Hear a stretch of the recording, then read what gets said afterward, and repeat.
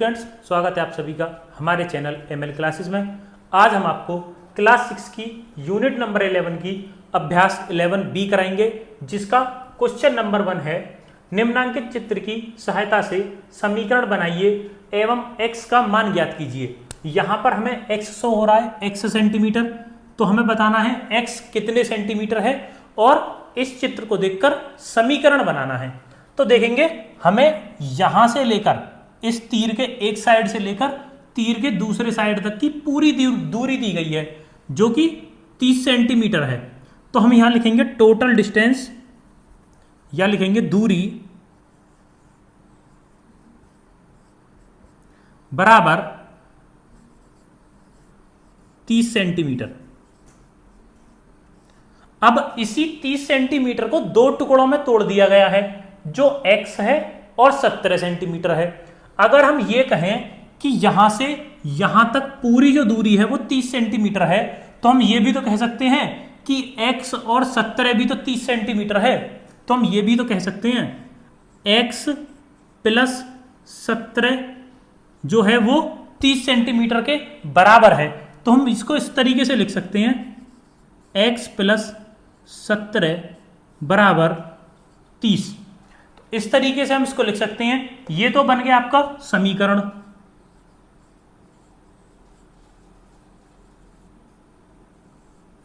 ये तो हो गया समीकरण।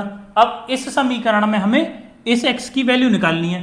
तो हमने आपको बताया था कि हमें जिस भी चर की वैल्यू निकालनी होती है, हम उसको बराबर के एक तरफ रखते हैं और बाकी संख्याओं को बराबर के दूसरी तरफ ले जाते हैं। तो इस 17 को बराबर के उधर लेके जाएंगे, तो ये हो जाएगा x बराबर 30 माइनस 17। जब 30 में से 17 को घटाएंगे तो हमारे पास क्या बच गया? 13। तो x बराबर 13 सेंटीमीटर इस वाले क्वेश्चन का आंसर हो जाएगा। तो यहां से यहां तक की वैल्यू कितनी है? 17, और यहां से यहां तक की वैल्यू हो जाएगी हमारी 13 सेंटीमीटर। क्वेश्चन नंबर 2 देखेंगे। राम की उम्र श्याम की उम्र से 5 वर्ष अधिक है। तो हमें श्याम की उम्र नहीं पता, तो यहां लिखेंगे माना कि श्याम की उम्र बराबर x है। x है, श्याम की उम्र हमने x मान ली। तो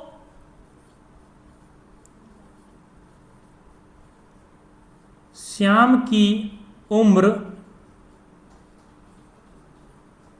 राम से 5 वर्ष अधिक है। 5 वर्ष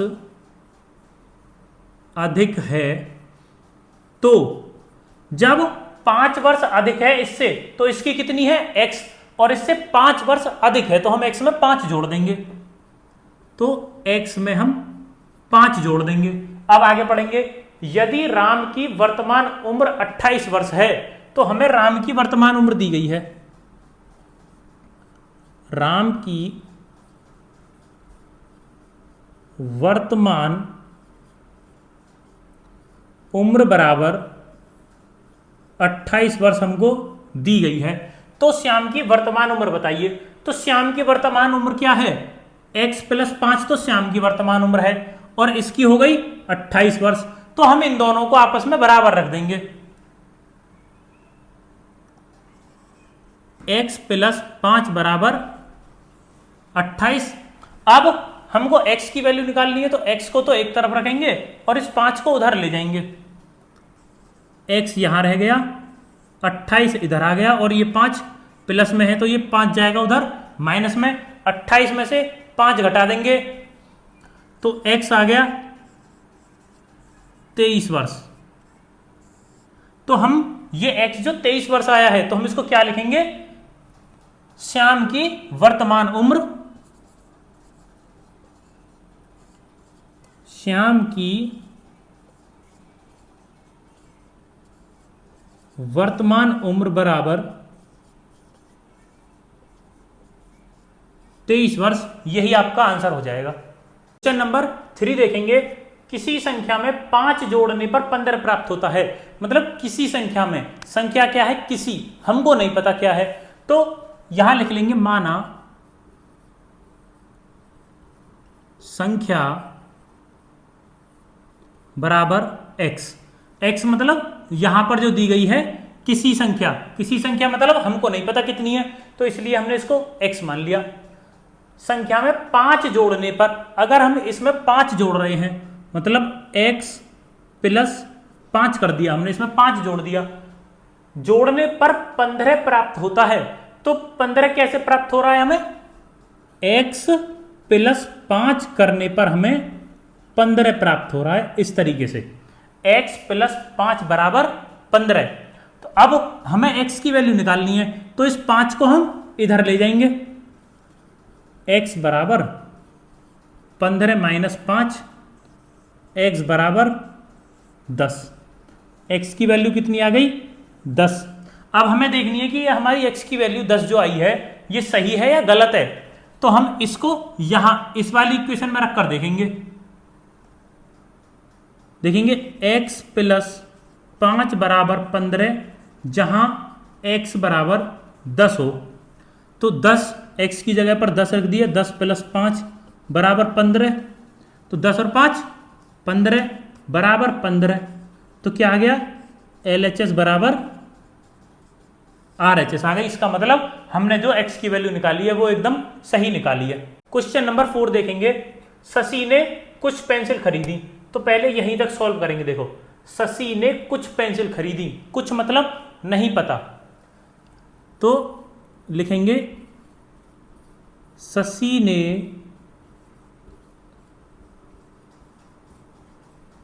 पेंसिल खरीदी कितनी, x, हमको नहीं पता कितनी खरीदी है। आगे पढ़ेंगे। 2 पेंसिल उसने अपनी बहन को दे दी। अब जब हमारे पास मानो कोई चीज है, अगर हमने वो किसी को दे दी उसमें से आधी, तो हमारे पास कम हो गई ना वो चीज, तो हमारे पास कम हो गई, तो यहां क्या हो गई, अपनी बहन को 2 पेंसिल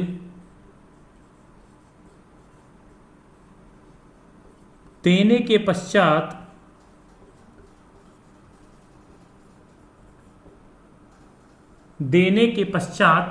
बची कुल पेंसिल बराबर, तो उसके टोटल कितनी है उसके पास, x है, तो x है उसके पास, और उसने 2 दे दी, तो अगर हमने x में से 2 घटा दिया तो हमारे पास आ गया इतनी पेंसिल उसके पास बच गई।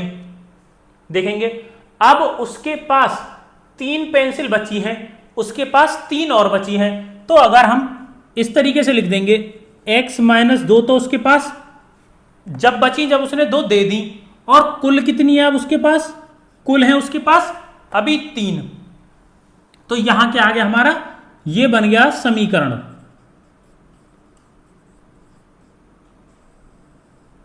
ये बन गया हमारे पास समीकरण। इस समीकरण को सॉल्व करेंगे, x को अकेला रखना है, 2 को बराबर के उधर पहुंचा देंगे इधर की तरफ, तो x बराबर 3 प्लस 2, तो x बराबर 5। तो ये क्या आ गया हमारे पास, शशि ने कुल कितनी पेंसिल खरीदी, शशि ने कुल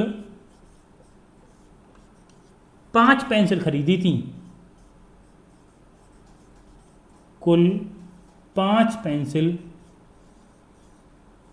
खरीदी थी। ये 5 ही हमारा आंसर हो जाएगा। देखेंगे क्वेश्चन नंबर 5। प्रज्ञा का वजन पहले से 3 किलोग्राम बढ़कर 17 किलोग्राम हो जाता है, उसका भार पहले कितना था, तो हमें नहीं पता पहले कितना था, तो यहां लिख लेंगे माना प्रज्ञा का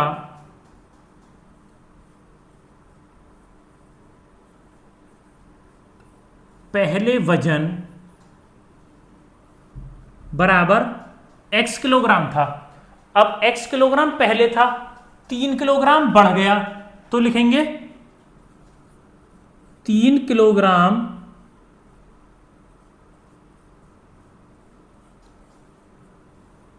बढ़ने के बाद 3 किलोग्राम बढ़ने के बाद कितना हो जाएगा, x तो पहले था, अब 3 और बढ़ गया तो कितना हो गया, x प्लस 3, x प्लस 3 बढ़ गया तो अब 17 किलोग्राम हो गया पूरा, तो मतलब x प्लस 3 17 किलोग्राम के बराबर हो गया, x प्लस 3 बराबर हो गया 17 किलोग्राम के। अब यहां से x की वैल्यू निकाल लेंगे, x की वैल्यू निकालने के लिए 3 को ले जाएंगे यहां पर, x बराबर 17 माइनस 3, 17 में से 3 जाएगा तो 14 बच जाएगा हमारे पास, तो x बराबर 14 किलोग्राम। अब ये आ गया प्रज्ञा का पहले भार, प्रज्ञा का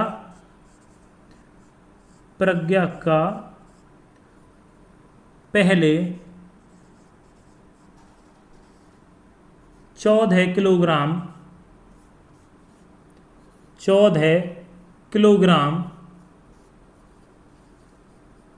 भार था। ये 14 किलोग्राम इस वाले क्वेश्चन का आंसर हो जाएगा। अब देखेंगे क्वेश्चन नंबर 6, y मीटर लंबे फीते को 7 बराबर भागों में बांटा गया है। अब हमको कोई एक यूनिट दी गई है y, उसको हमें 7 बराबर भागों में बांटना है। तो पहले देखेंगे भागों में किस तरह से बांटते हैं। मानो हमारे पास 10 है, अब हमसे कोई कहता है कि इस 10 को 5 बराबर भागों में बांटिए, तो हम क्या करते हैं, इस 10 को 5 से भाग कर देते हैं, इस 10 को 5 से भाग कर देते हैं तो कितना आ गया 2, तो ये 2 बराबर भागों में बट गया 10। तो हमने क्या किया, इसको बटे में कर दिया, मतलब इससे भाग कर दिया है। तो यही चीज यहां पर दी गई है, y मीटर लंबे फीते को 7 बराबर भागों में बांटा गया है। तो y मीटर को 7 बराबर भागों में बांटा गया है, तो हम इसको इस तरीके से लिख सकते हैं y बटे 7। यदि प्रत्येक भाग की लंबाई, तो ये कितना है y बटे 7, मतलब हमारे पास y कोई यूनिट है, उसको हमने 7 बराबर भागों में बांट दिया, तो ये कितने की आ गई, 1 मीटर की आ गई है। ये कितने मीटर की आ गई, 1 मीटर की। यदि प्रत्येक भाग 1 मीटर लिख लेंगे या 1 भाग लिख लेंगे, यदि प्रत्येक भाग की लंबाई 3 मीटर है, अब ये 1 भाग हमारा कितना है y बटे 7, और हमें 3 की यूनिट 3 का आंसर निकालना है, तो हम क्या करेंगे y बटे 7 बराबर 3, क्योंकि ये 3 के ही बराबर है, प्रत्येक भाग की लंबाई 3 मीटर है। तो प्रत्येक भाग मतलब एक भाग ये हो गया और ये 3 हो गई इसकी लंबाई, तो ये दोनों आपस में बराबर हैं, तो इनको ऐसे लिख देंगे, और ये हो गया समीकरण।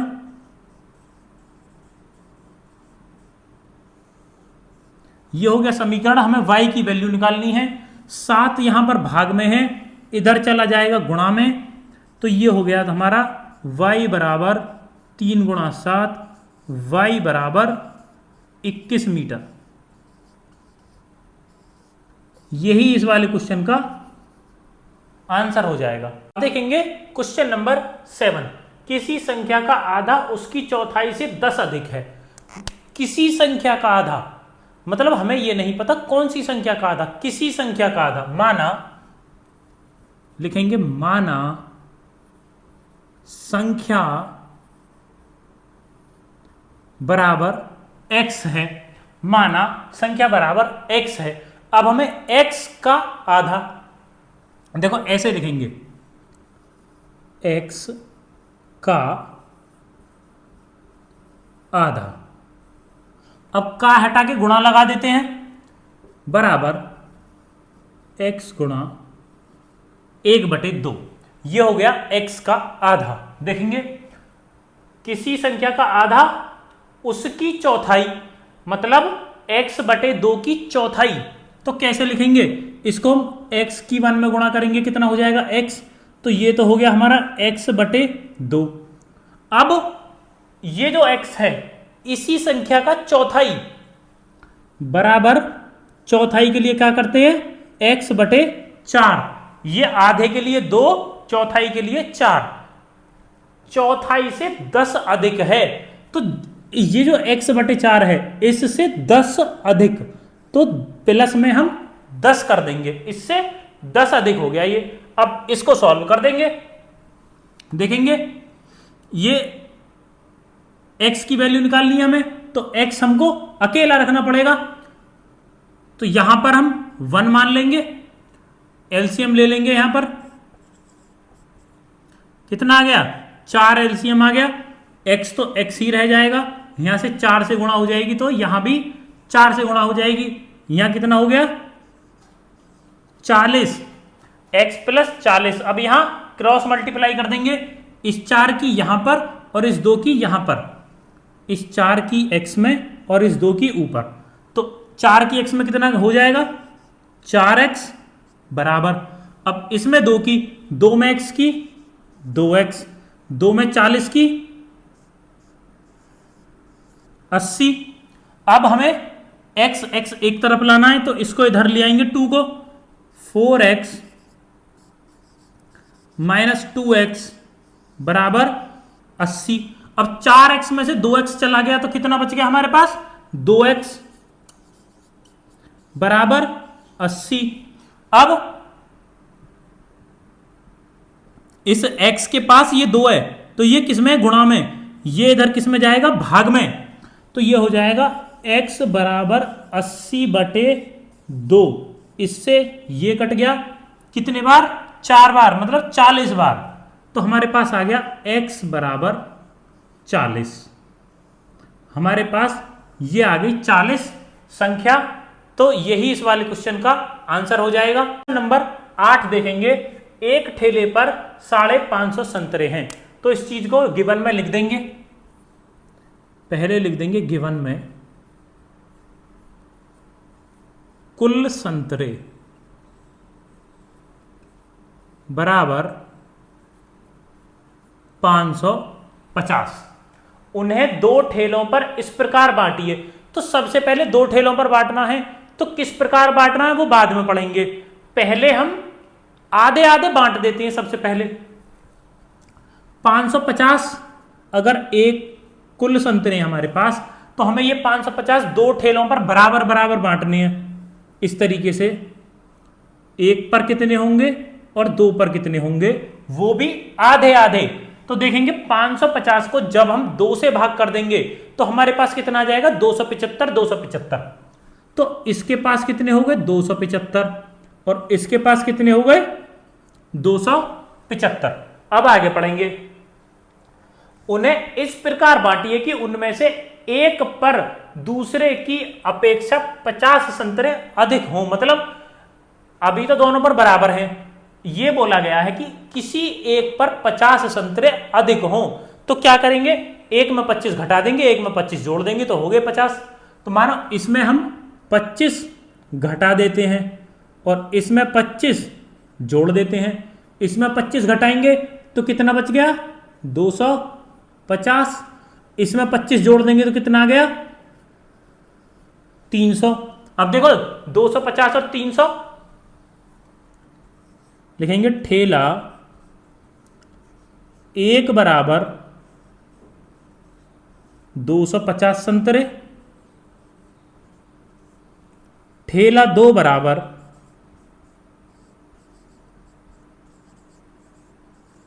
300 संतरे। और देखो एक और बार लिख देंगे कुल जोड़ने के लिए, अपने सेटिस्फेक्शन के लिए देख लेंगे क्या ये 550 ही बैठते हैं। कुल संतरे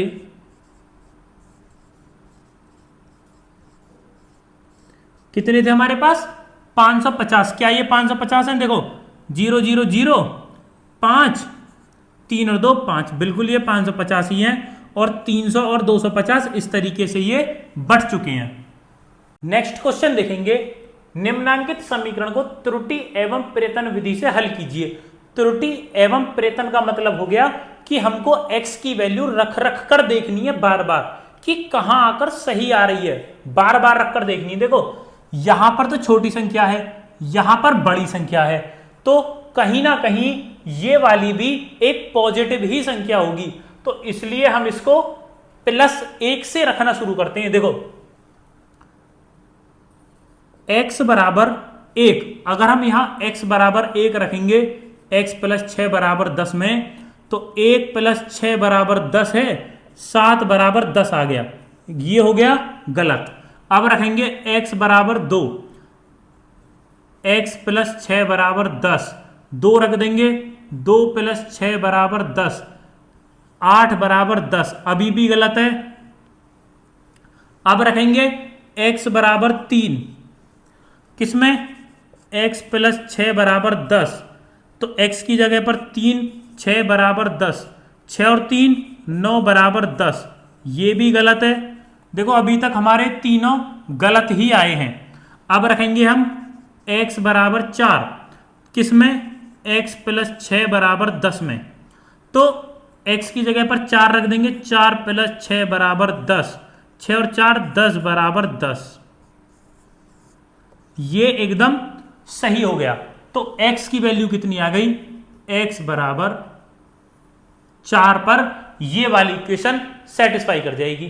नेक्स्ट देखेंगे x + 9 बराबर 5, तो यहां पर हम क्या देख रहे हैं कि इधर की तरफ संख्या छोटी है, तो इसलिए हम इसको माइनस में रखेंगे। तो देखेंगे x बराबर -1 के लिए कहां, x + 9 बराबर 5, तो -1 + 9 बराबर 5 कितना हो गया, 8 बराबर 5, ये गलत आया है।